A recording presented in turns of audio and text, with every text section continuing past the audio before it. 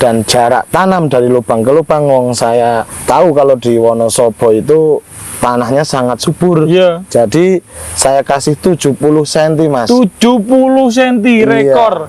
Apa ya? Berkembang ya. Jadinya saya buat panjang, coba hasilnya gimana? Tetap sama, Mas, sama yang Pendek-pendek.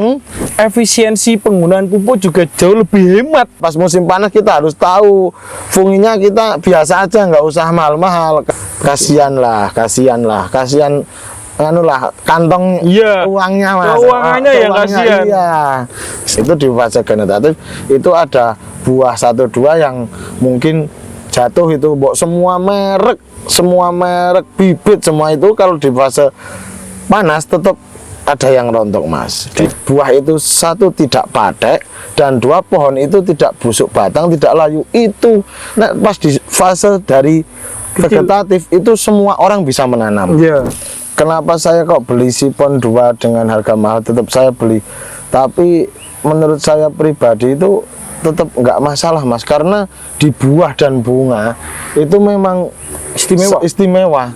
Berunte lah cara-cara. Berunte, bahasa sini berunte. Berunte buahnya itu nggak masalah.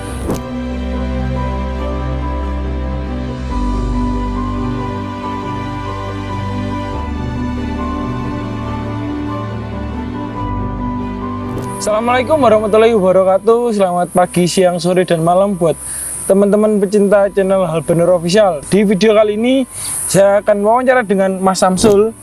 Jadi salah satu petani milenial yang ada di Wonosobo, di mana nanti kita akan menjelaskan bagaimana perawatan yang ada di belakang saya.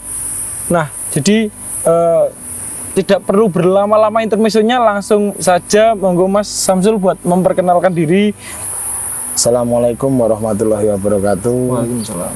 Nama saya Samsul Arif Hidayat, biasa dipanggil Baron juga.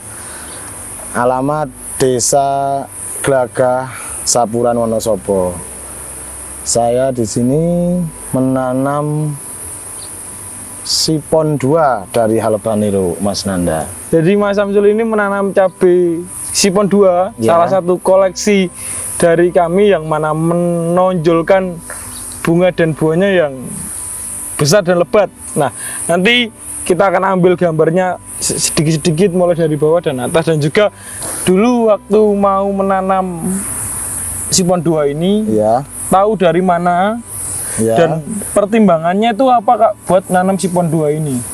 Ya, dari pertama saya cari yang antivirus karena di sini sudah banyak banget virus Gemini dan virus kuning itu. Jadi saya mencari bibit yang antivirus.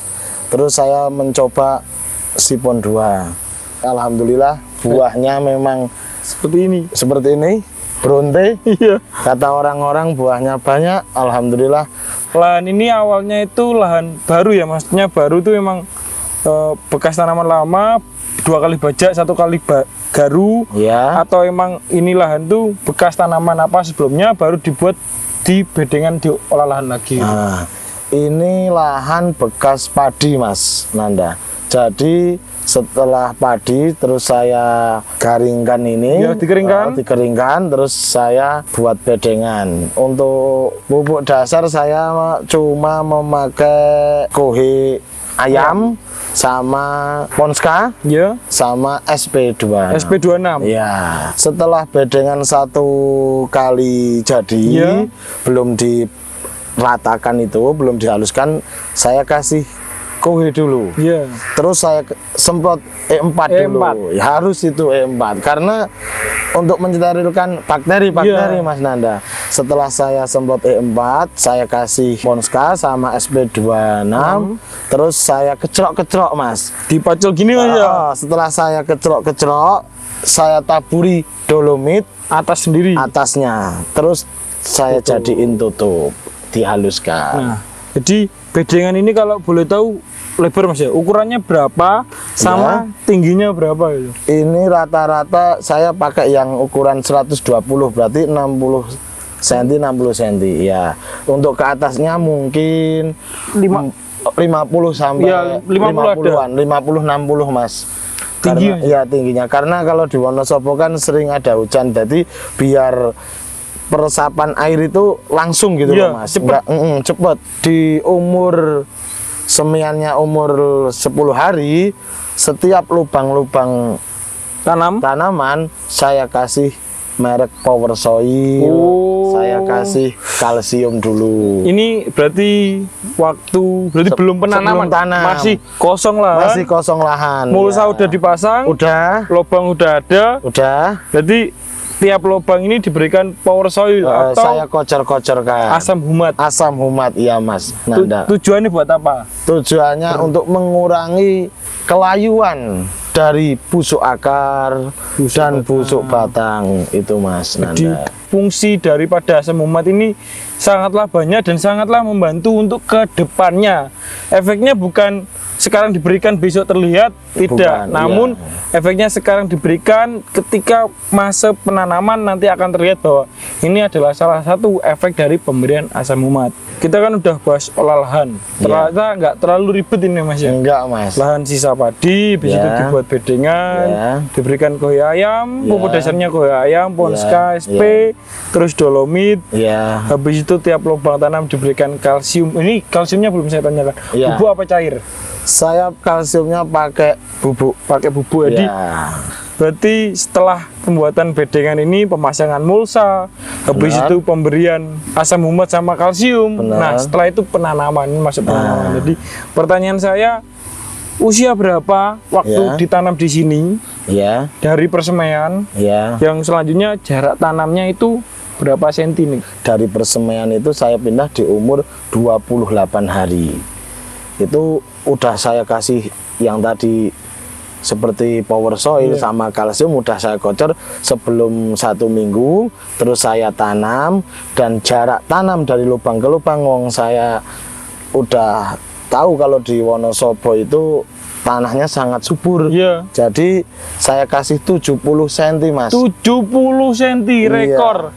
Rekor. Ini Saya kasih rekor 70 pertama cm. kali saya wawancara. Iya. Jarak tanam 70 cm ini jenengan rekor. Karena Kenapa? cabai itu semakin bebas berkembang itu semakin banyak Mas.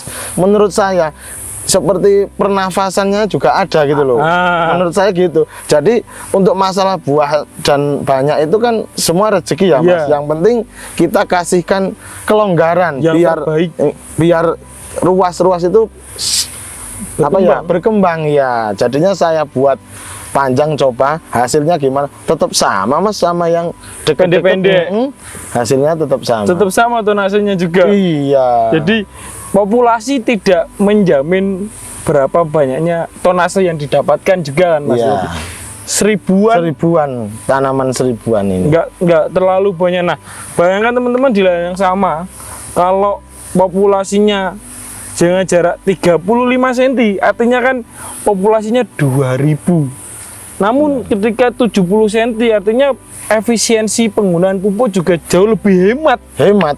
Jauh lebih hemat daripada dengan jarak yang agak rapat. Iya. Dengan hasil akhir tonasenya juga nggak beda jauh. Beda Nanti kita jauh. akan bahas juga di fase panen dan pasca panennya. Siap.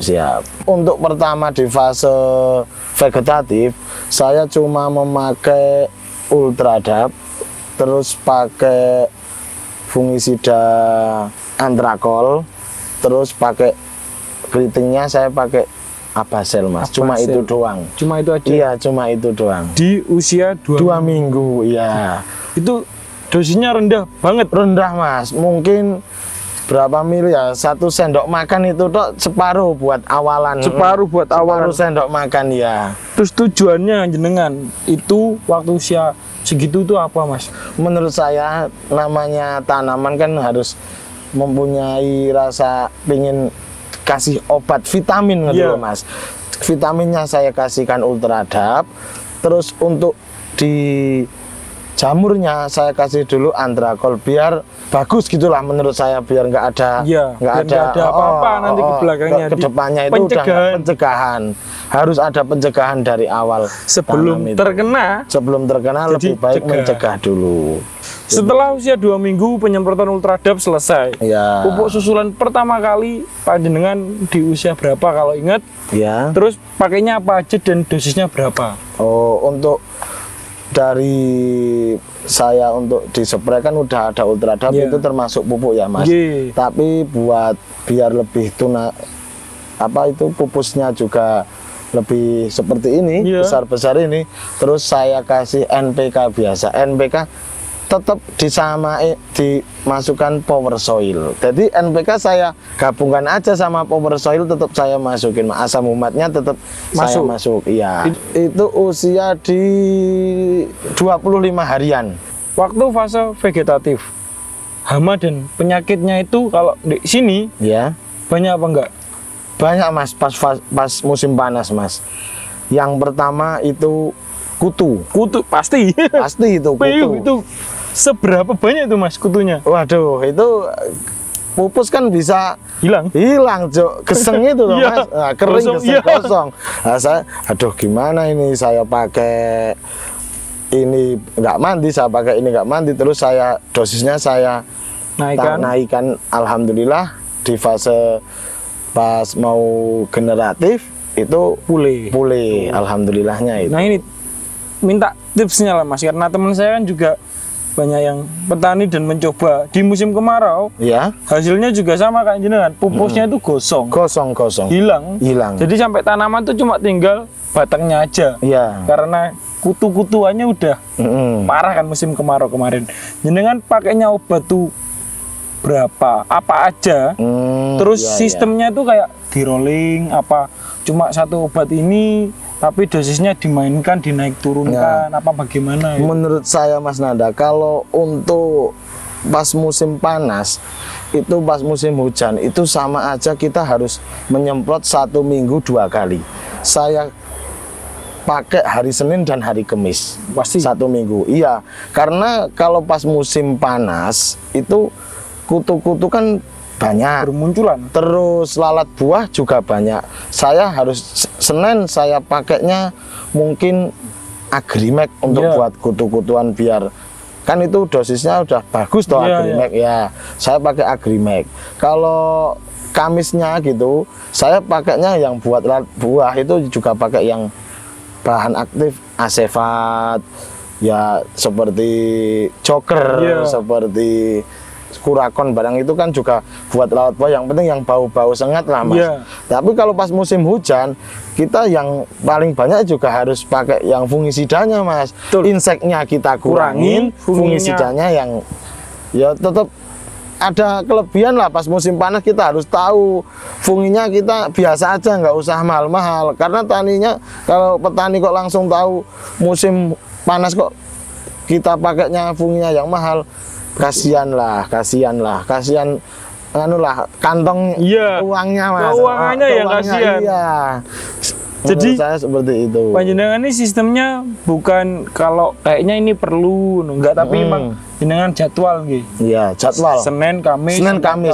Iya. Senin, Kamis. Iya. Selalu di hari Senin dan hari Kamis itu pasti melakukan penyemprotan. Penyemprotan saya. Jadi dari kecil. Dari sudah ke generatif, udah umur 2 bulanan Mas, yang harus di Senin Kemis itu. Kalau pas pertama 1 minggu aja nggak apa-apa, karena insya Allah masih mau apa ya, Pupusnya tumbuh itu tidak terlalu. Tapi kalau udah mulai mau pecah panggil Iya, itu, itu harus sudah mulai, kita mulai nali lah, Iya. mulai nali pakai rafia dari tanam ke itu apa, Iya, lancaran, kayak gini contohnya. itu udah mulai harus pakai penyepraian Senin Kemis. Dan kutu-kutu itu Mas Nanda, kalau jenengan tahu, itu kalau pupusnya lembab itu dia tidak mau kerasan gitu loh, tidak suka Iya. sama yang lembab-lembab itu, kutu-kutuan itu seperti itu. Iya, kalau kering tuh dia suka banget gitu. Suka, Tapi kalau agak lembab dia nggak mau. Nah itu Gitu. salah satu ya tips buat teman-teman, jadi tetap rutinitas buat nyemprot inseknya. Kalau di tahun ke depan nanam musim di kemarau adalah Iya. resikonya adalah terkena serangan kutu-kutuan, dan itu Kutu-kutuan. tidak bisa dipungkiri Mas ya, Nggak karena bisa, akan iya. selalu datang Selalu dianya. datang dia.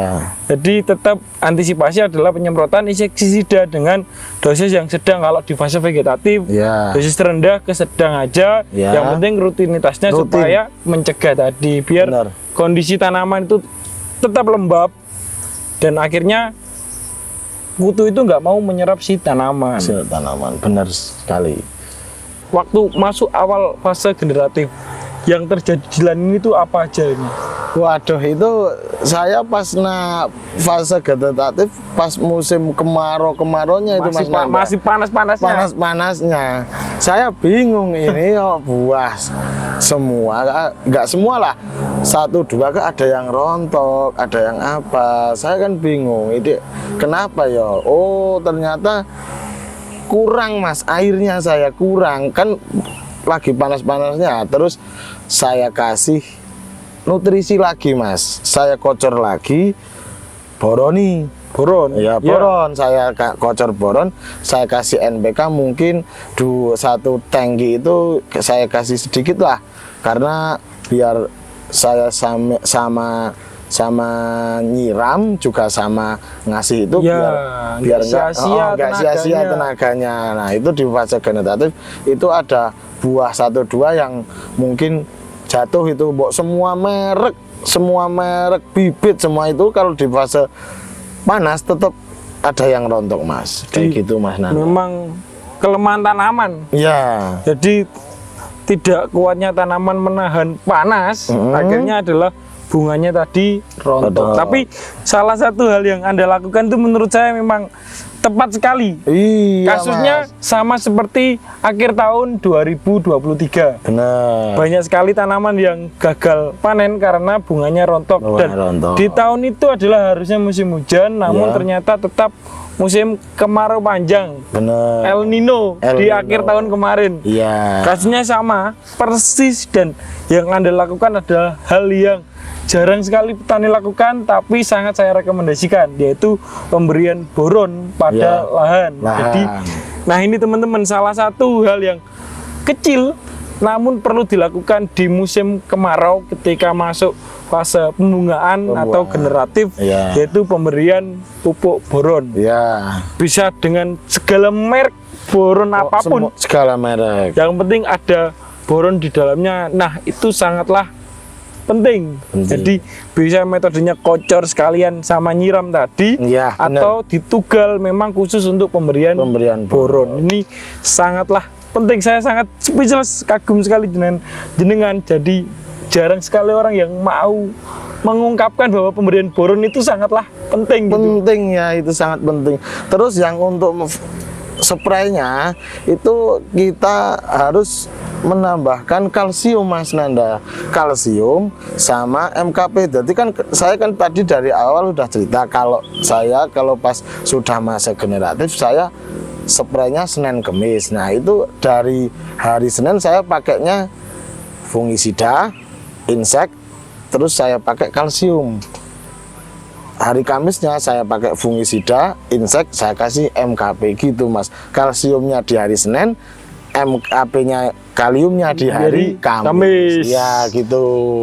Kita lihat situasi tanaman.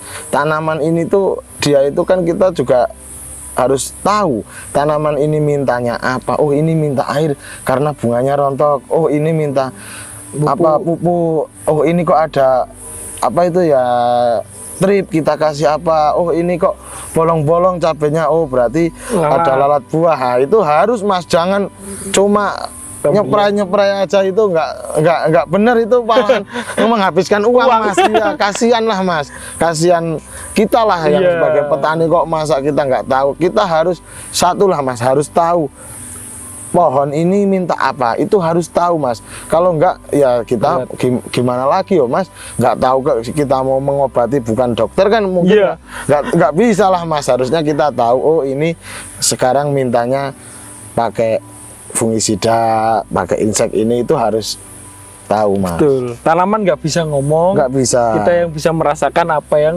harus tanaman itu butuhkan.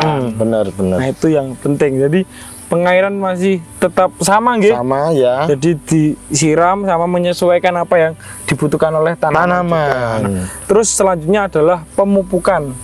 Ya. Jadi pemupukan mulai dari masuk generatif di sekitar usia 70-80 HST Ya. sampai saat ini. Ya. Nah, jenengan masih inget gak pakainya dikocor atau ditugal, terus intervalnya atau jaraknya itu berapa kali sekali rutinitasnya? Kalau Untuk pemupukan? pas umur generatif itu saya cuma 1 kali mas, saya pemupukan cuma 1 kali di bawah.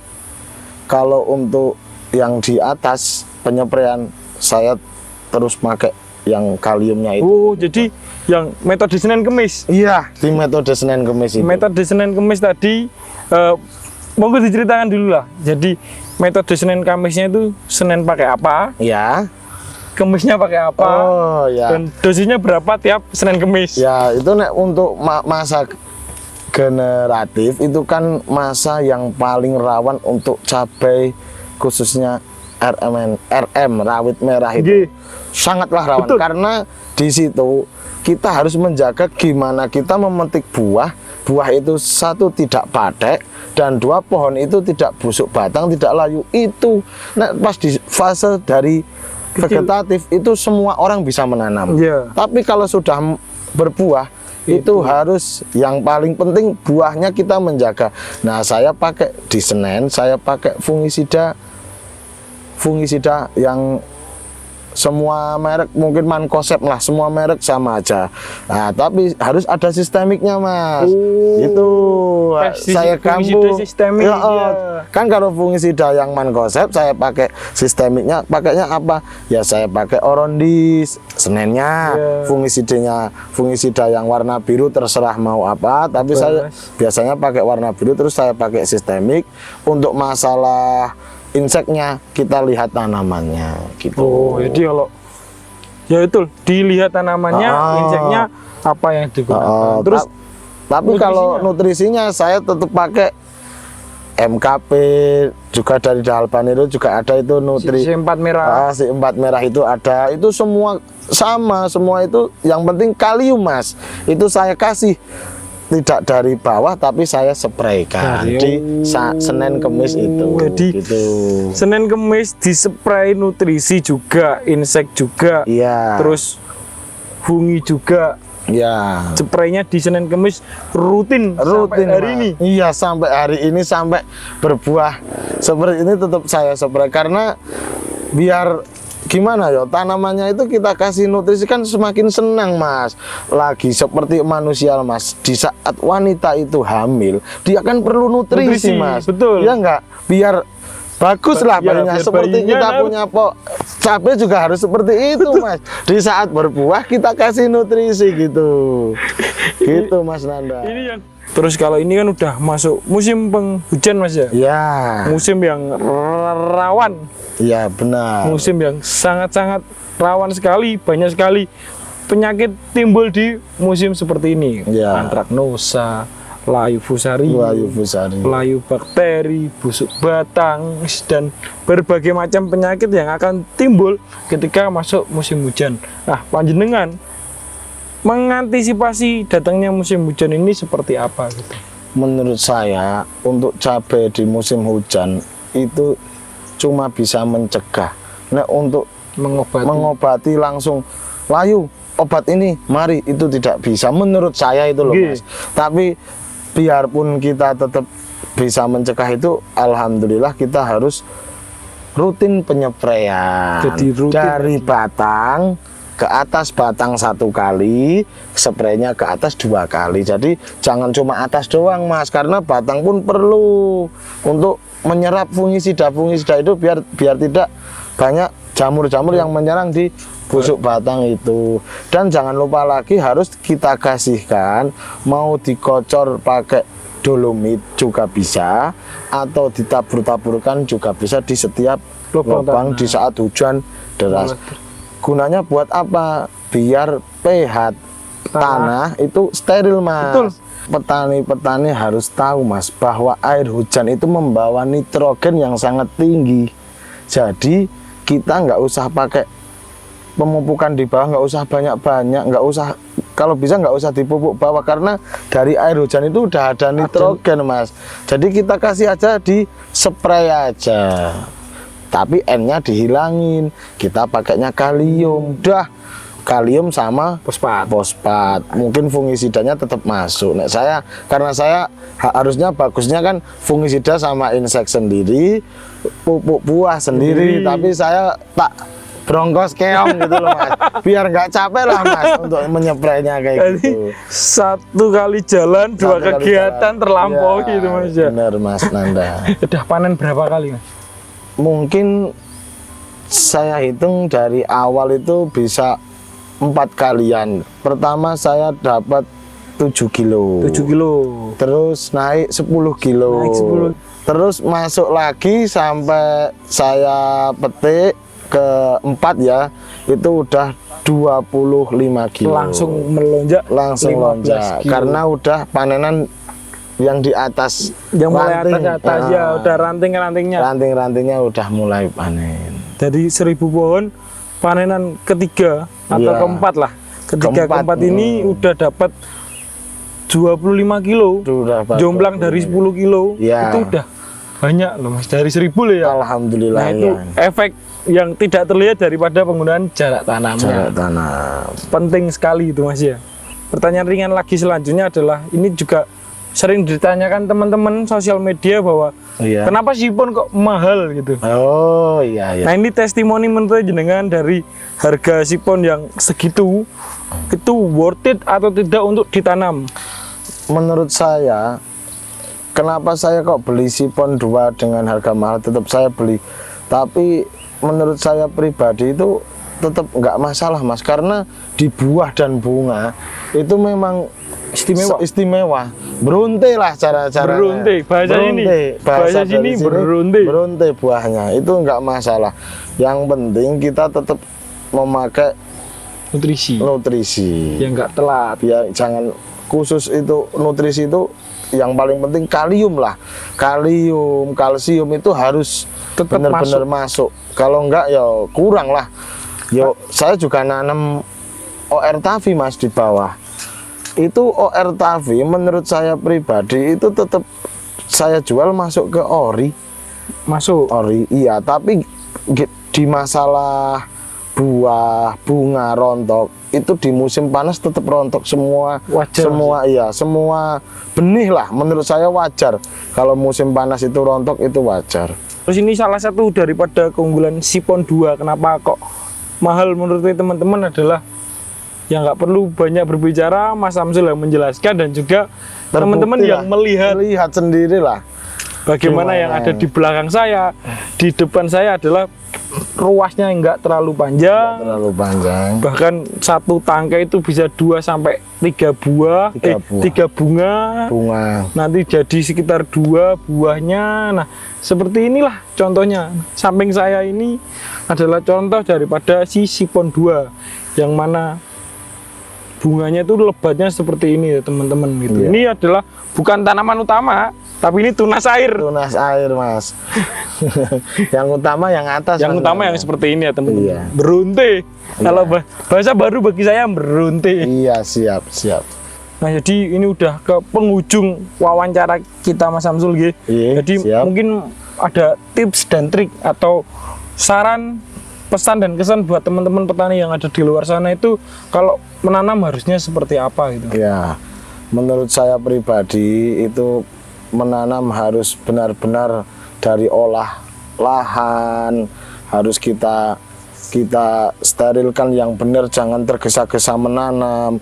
Terus setelah menanam kita harus tahu posisi pohon mintanya apa, butuhnya apa, kita harus tahu. Dan jangan pernah kita mengeluh di saat harga murah, tidak kita spray, tidak kita caranya ya di openi itu loh Mas, itu kurang lah, harusnya tetap di openi walaupun harga murah tetap kita spray, tetap kita di saat ntar kok mahal kita ndak bingung, tetap itu yang menurut saya harus paling penting dilakukan di semua petani, biar petani itu tahulah bahwa cabai itu kita harus menyeprainya pakai fungisida, yang ini butuhnya inseknya ini, itu yang paling penting itu Mas. Kalau cuma nanam sampai vegetatif semua orang bisa Mas. Yang paling penting itu dari gimana menjaga buah ini biar kita bisa sampai memetik gitu. Nah itu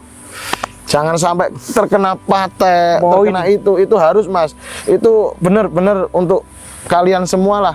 Di mulanya saya bilang saya nyepray di Senin dan Kamis ya itu biar tetap terjaga antara kena penyakit jamur, terkena patek, terkena apa itu tetap terjaga gitu Mas Nanda. Jadi tetap efisiensi, bagaimana kita melihat lahan, bagaimana apa yang dibutuhkan oleh tanaman itu Iya. yang harusnya kita berikan Berikan. secara efisien. Nah, jadi Efisien. begitulah sesi wawancara kita ya teman-teman. Jadi mungkin buat teman-teman yang ingin bertanya-tanya bisa menghubungi nomor yang ada di bawah ini. Jadi kita akhiri saja video kali ini.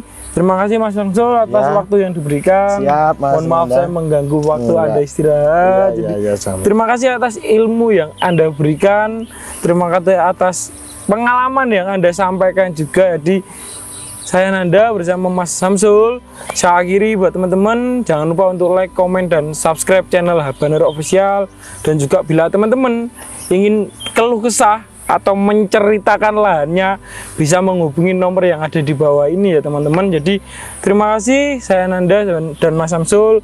Saya akhiri, wassalamualaikum warahmatullahi wabarakatuh.